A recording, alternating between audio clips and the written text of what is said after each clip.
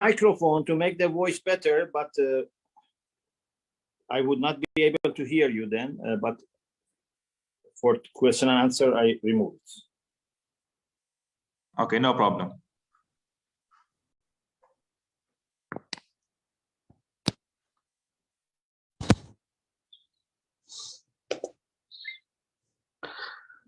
بسم الله الرحمن الرحيم لا حول ولا قوة إلا بالله العلي العظيم الحمد لله رب العالمين وصلى الله على سيدنا ونبينا أبي القاسم المصطفى محمد وآله الطيبين الطاهرين لا سيما بقية الله في الأرضين أجل الله تعالى فرجه الشريف اللهم أخرجني من ظلمات الوهم وأكرمني بنور الفهم اللهم افتح علينا أبواب رحمتك وانشر علينا خزائن علومك برحمتك يا أرحم الراحمين. Alhamdulillah, we have tawfiq to continue our study of Insan Kamil by Ayatollah Mutahhari Rahmatullah alayh. As you remember, at the end of previous lesson, he started talking about the idea of existentialists about perfect man. And now in this lesson, he expands on that. For existentialists, the main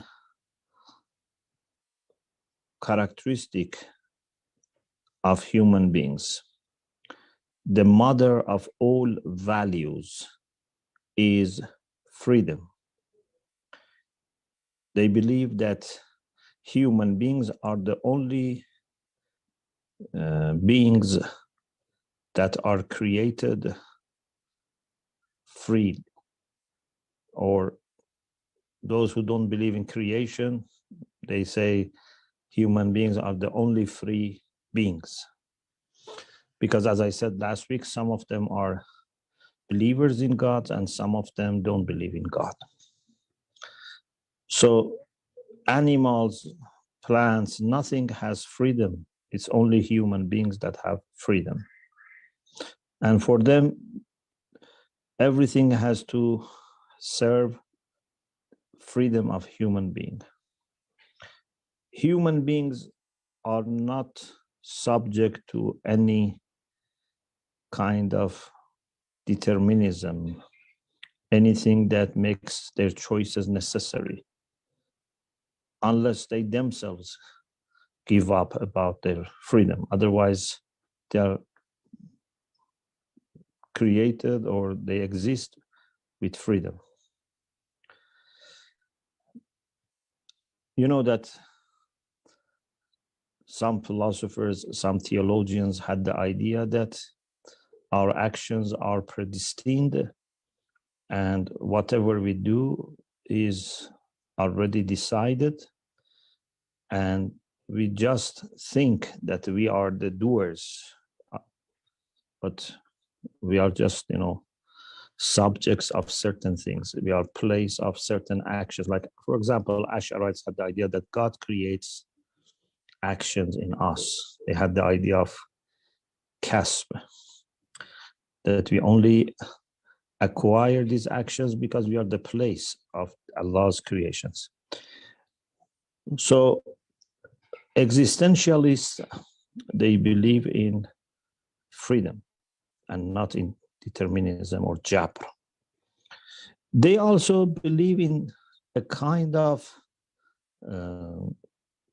primordiality of existence or asalatul wujud, which is very much different from what we have in Islamic philosophy.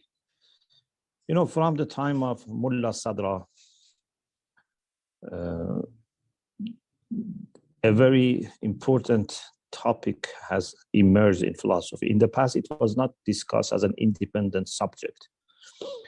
Therefore, philosophers' positions were not very distinct. But Mullah Sadr raised it as an independent question, whether existence is primordial or quiddity. هل الوجود أصيل أو الماهية. So asalatul wujud or asalatul mahiyya is one of the very first discussions in philosophy that we have. Is one of the pillars of transcendent philosophy of Mullah Sadra. But we should not think Mullah Sadra's idea of Asalatul Wujud is the same as existentialism of people that are like Sartre, etc. No, for them, what they mean is that human beings have no nature, no fixed nature or substance. Everything which is created has a fixed nature or substance or mahiyya. A stone is a stone, cannot be anything else. A cat is a cat. A flower, a rose flower is a rose flower. They cannot be anything else. But they say human beings have no fixed nature or substance or quiddity. It's up to them to form themselves, to shape their own mahiyya or tabi'ah. They can use their freedom to decide what type of nature or substance they want to have. They call this Asalatul Wujud, existentialism, which is different from what Mullah Sadra says. This idea in itself is good, that human beings can decide what type of beings they want to be, especially according to Mullah Sadra. Mullah Sadra has ideas that help a lot in arguing for such position, but maybe in a more deeper way. First of all, he believes in harakat jawhari, in substantial motion. So anything not only in its accidents, but also in its very substance can change. Allah subhanahu wa ta'ala is different because he has no mahiyya, he has no potentiality.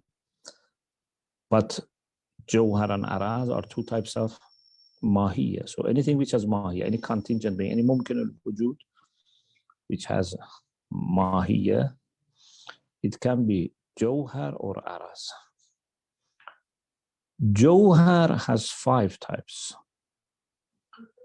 Some are absolutely immaterial, absolutely actual, mujarrad tam. We call them aql, intellect, not as a human aql, as immaterial, transcendent, immaterial beings. That Masha'un had the idea that there were 10 uqula ashara. In any way, aql is not going through changes because this aql, in this sense, is 100% actual. There's no potential. But madde and surat, which make jism, they have potentialities. Of course, madde ula is 100% potential. They say La fi'liyata lahu illa annahu la fi'liyata lah. It has no actuality except that it has no actuality. It's 100% potential. Surah has some actuality, some actualities are lacked, so it has potential. And jism is when we have Surah al-Jismiyah and Mad.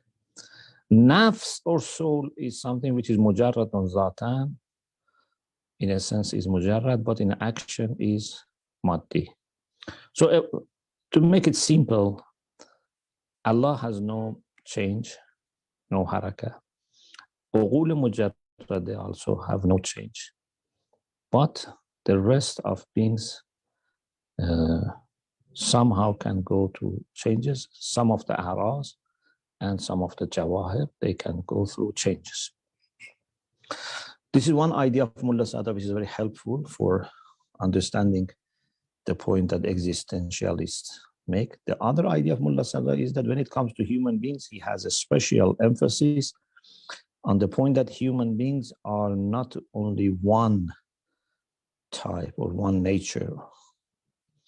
Human beings can make themselves very much different. There is a diversity in human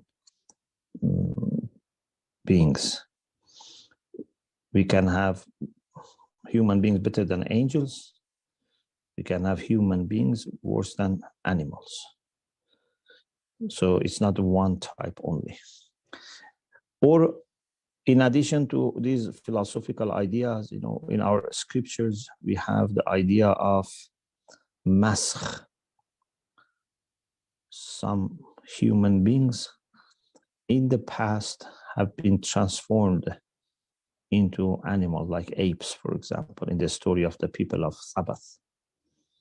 Or on the day of judgment, according to some hadith, people will not be all resurrected as human beings. Some will be resurrected as some animals, like dogs or pigs or, you know, wild animals or monkeys. يَوْمَ يُنْفَخُ فِي الصُّورِ فَتَأْتُونَ أَفْوَاجًا. Allah says, the day the trumpet will be blown and you will come in groups. According to some hadith, this ayah refers to people being assembled in different groups based on different types of natures that they developed in dunya, in this world. In any case, we appreciate some of the good points that existentialists have made. Emphasis on freedom is very good. Denial of determinism in the sense of jabr is good. Emphasis on human beings' ability to make themselves as they want. They can make themselves very good, very virtuous, or they can leave it and go downward, etc.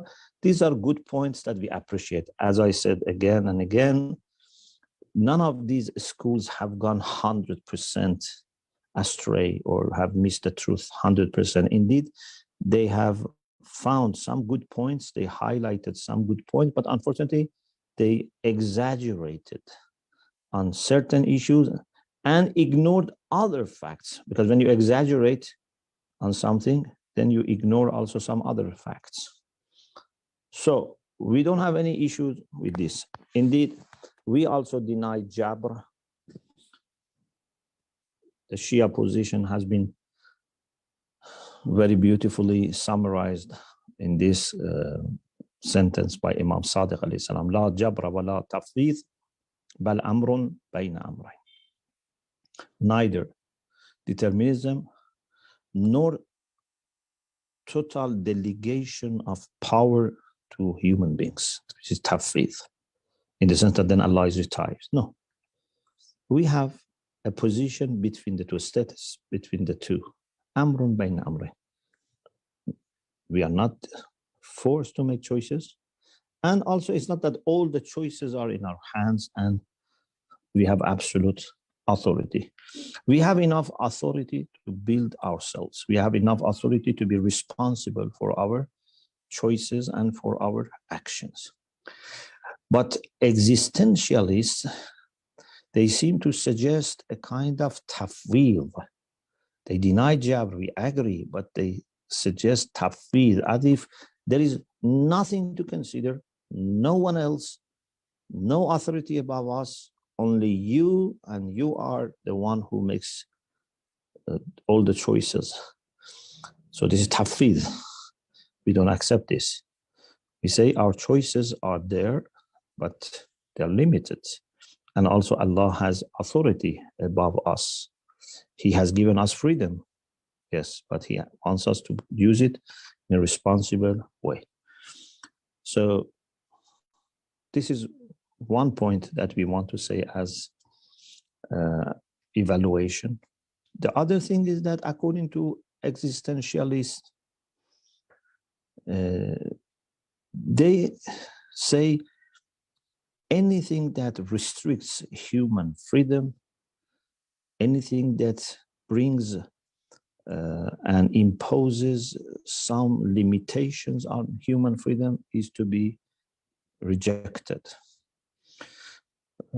When you become a captive for something, for example, for money or power, etc., or a political ideology, etc., then your freedom will be restricted and reduced. So they say we have to make sure that we do few things. First, we don't let anything like, for example, money to capture our heart. Because anything that captures your heart makes you heedless of yourself. Existentialists want us to be very conscious of ourselves, which is good. But as I say, they have ignored certain things and they have exaggerated. But this part is good. We should not let anything preoccupy us so much that we ignore and become heedless about ourselves. We shouldn't get into self-forgetfulness.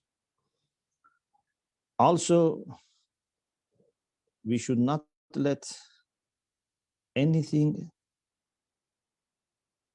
make us forget human values.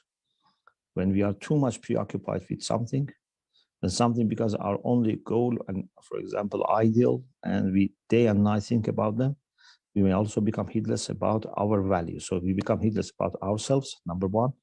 We may become heedless about our values.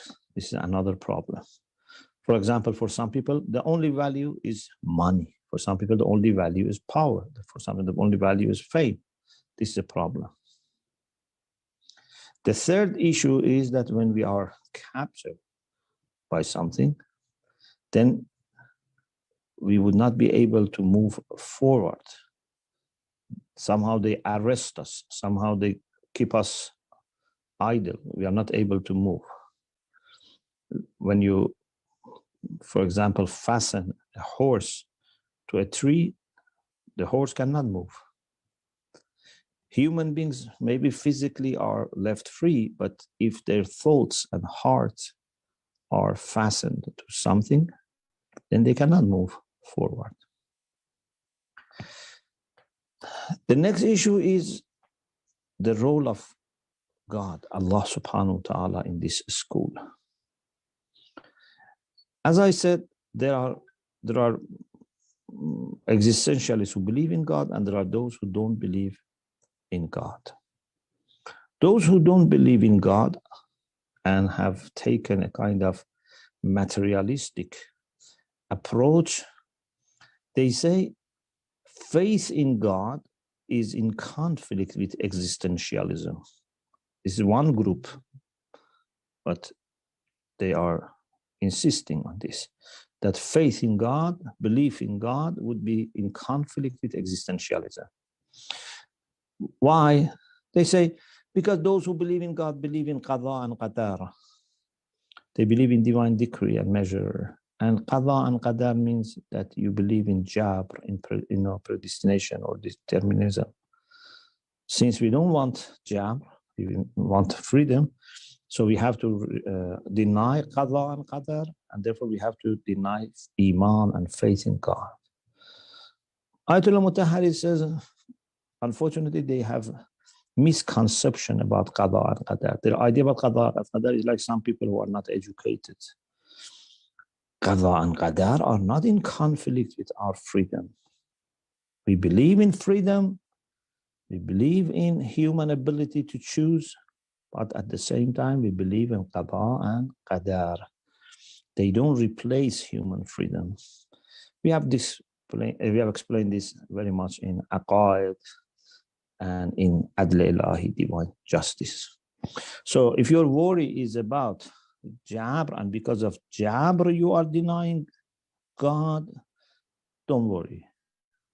Indeed, it is God who has granted us freedom and asks us to appreciate our freedom. The other problem that the other problem that existentialists have about faith in God is that it causes a kind of restrictive belonging. And since they want us to be free as much as possible, so they don't welcome this kind of restricted or restrictive belonging. So they want us to be very free. Okay, nice idea. We should be free as much as possible. But again, the problem is they are ignoring some other facts too.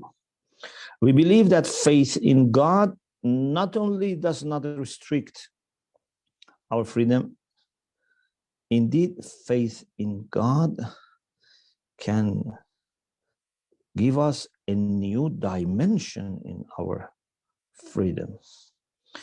Faith in God would not make us forget ourselves, would not make us forget our opportunities for making choices. This is a big problem in this school. They think God is like others. How being attached to something like car, like money, like house, like, you know, job or tribe, etc. How these attachments and how these belongings can be restrictive. They think faith in God is the same. And how can they make us forget ourselves if they thought belief in God can make us forget ourselves? And therefore, we have to leave it aside. But we say no. We say that our belief in God puts us in a better situation for being conscious about ourselves and being free. Allah has given us freedom and Allah wants us to be free. لا تكن عبد غيرك, as Amir al-Mu'minin said. قد جعلك الله حرا. Don't be slave of anyone else. Allah has created you free. And thinking of Allah helps us in finding ourselves. There is a close connection between ma'rifatun nafs and ma'rifatul Rabb. In the book on self-knowledge and lectures on self-knowledge, I have explained this, how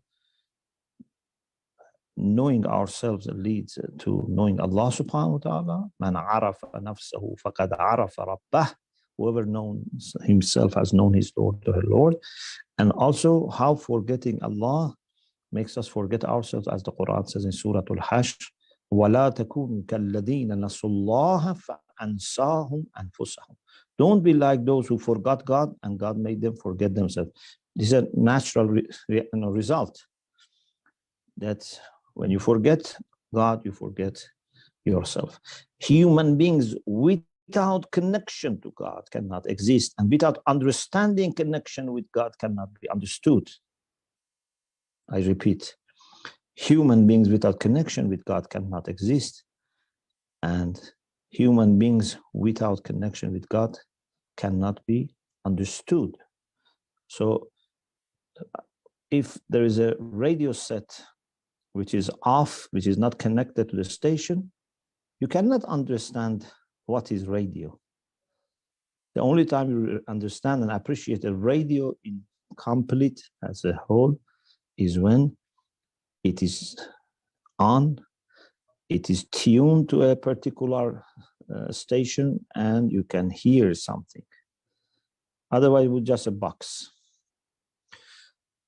So, connection to God, thinking of God, believing in God would not restrict our freedom, would not restrict our ability to form our own nature, our own heart.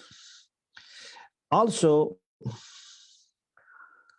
when we think about our future, about potential perfection that we have, this is not something harmful that we should avoid. This is not something that would make us forget ourselves. This is not something in conflict with us.